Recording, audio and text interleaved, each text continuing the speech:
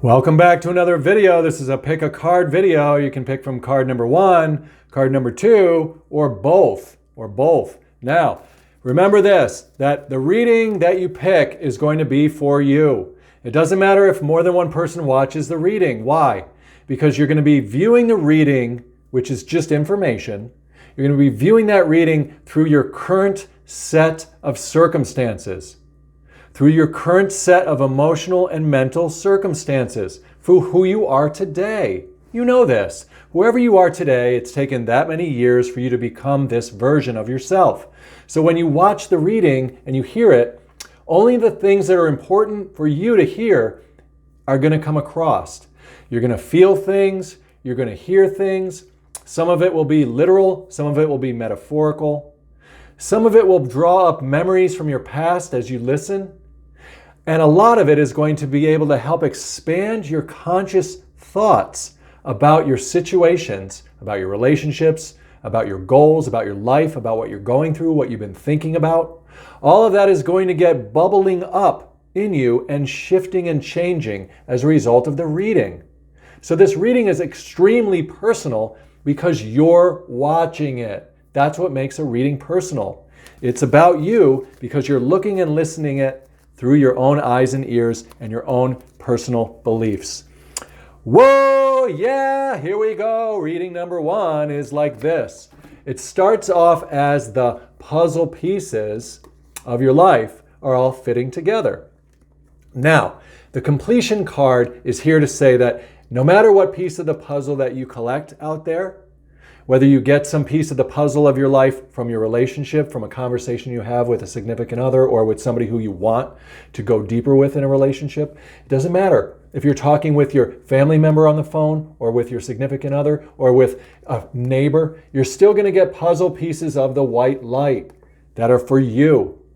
That's what all the blue is. That blue is the communication chakra, the throat chakra that is coming out from other people as little pieces of puzzle, little reminders for you of the information that's helping you build forward, to know forward what to do on the puzzle of your personal life. So the completion card is here to say that life is already complete, meaning that God, Source, Universe is coming in and handing you the pieces of the puzzle through this reading, through all of the things around you, if you are going to be conscious and open to receiving that. Let's take a second card for this reading. This is reading number 1, and it has more than one card in it. So the next card for reading number 1 is the playfulness card. Now look, when the light comes to you, meaning that when people are sharing stuff with you, relax, be playful with it. Don't be so fighty, don't be so rigid, don't be so stressy and uptight. Yeah, put on your clown pants, put on your bright light nose, put on your hey, it's okay, I'm a spiritual being, having a human experience called me. Be playful with the world. What does this mean? It means make a joke. This means laugh at yourself. This means it's okay, things are going to work out. Don't be so strongly hold on to the worries and the fears. Press the play button. Look at that.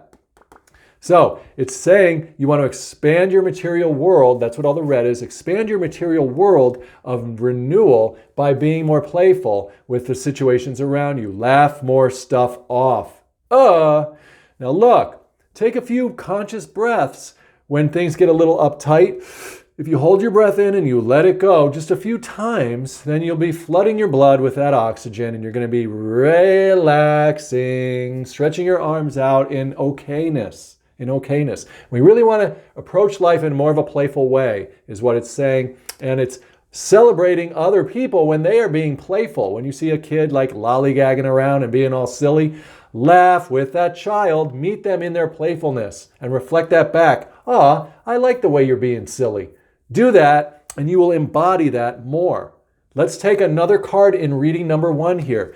Each of these readings have 3 cards in them. So, reading number 1, the next card for it is, look at the childlike adventure that we are on.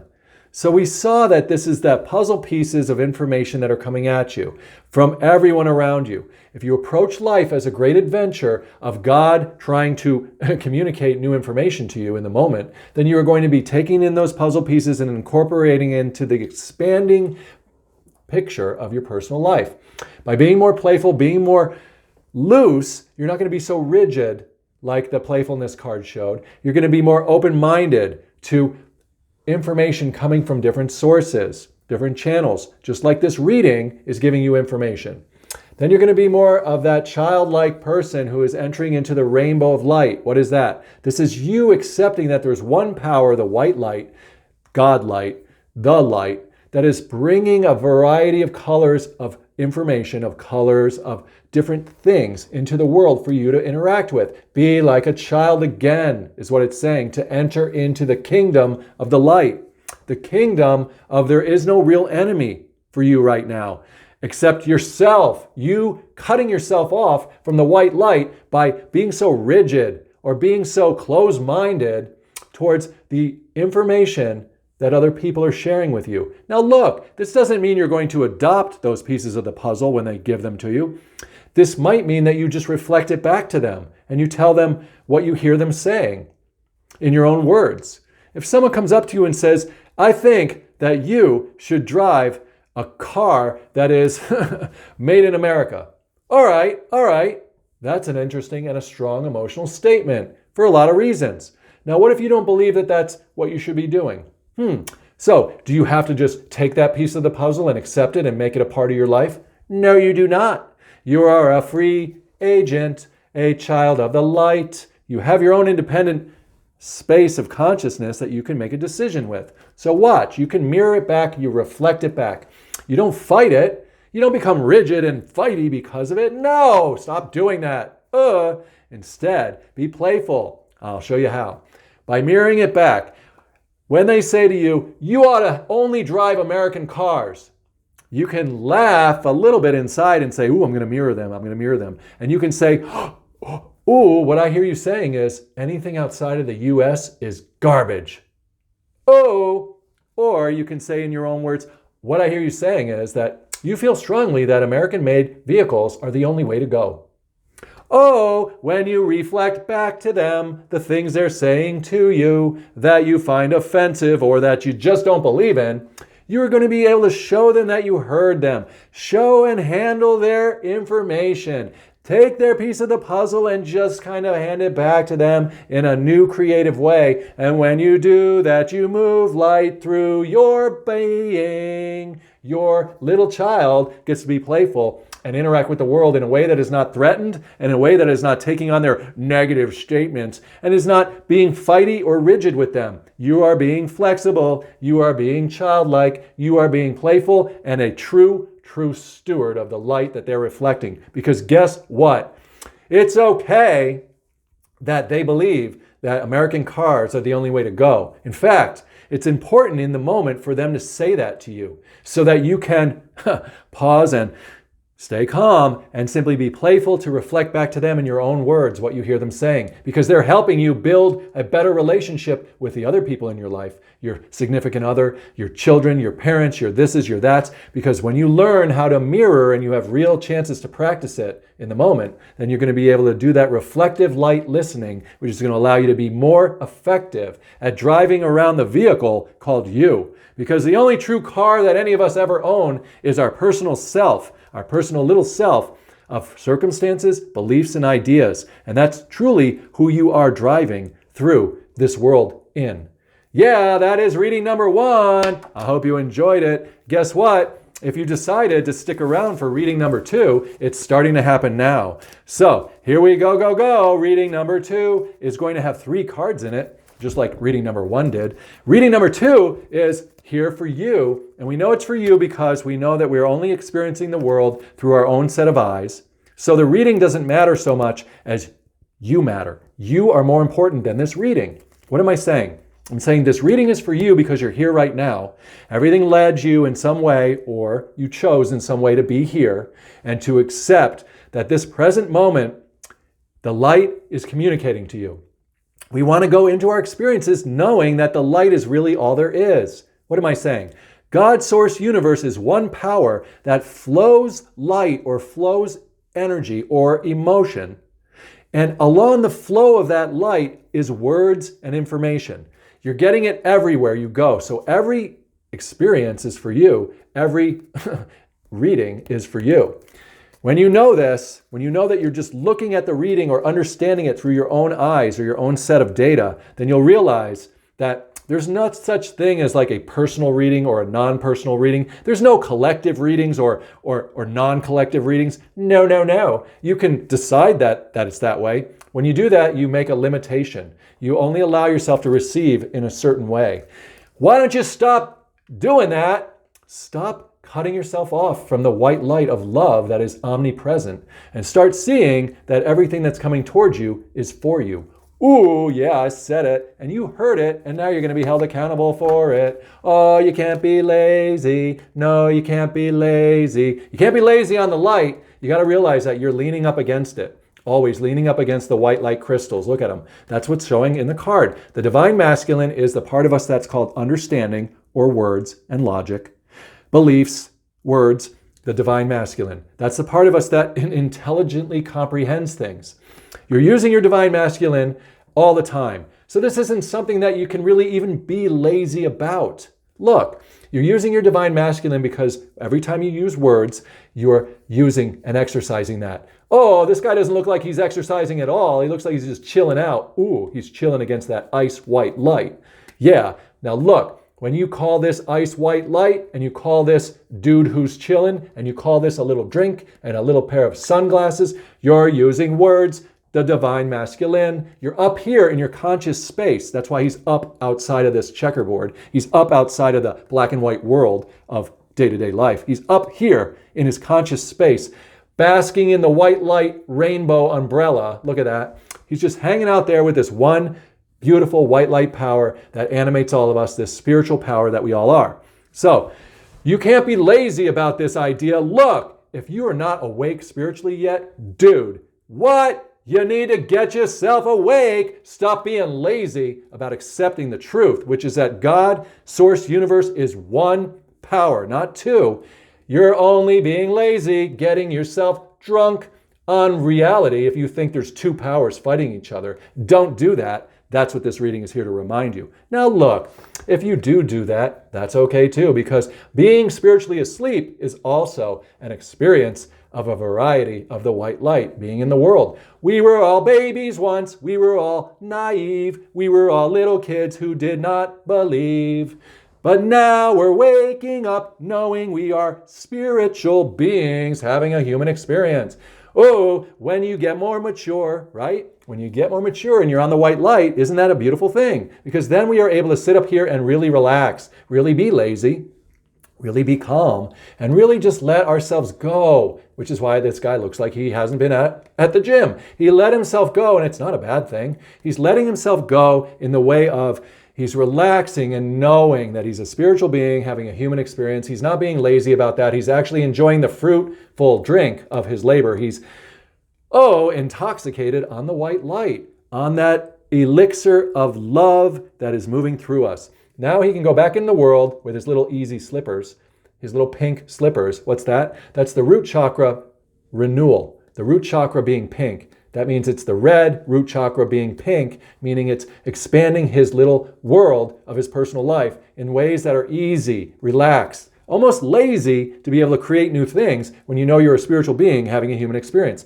So don't miss this message, which is for you, which is wake up spiritually simply by knowing that you are a consciousness, a spirit, an observer that's up here outside of the world of black and white things, of duality, of day-to-day life, of bills, of jobs, of cars that you drive, of different makes and models of cars, or where they're made from. Watch reading number 1.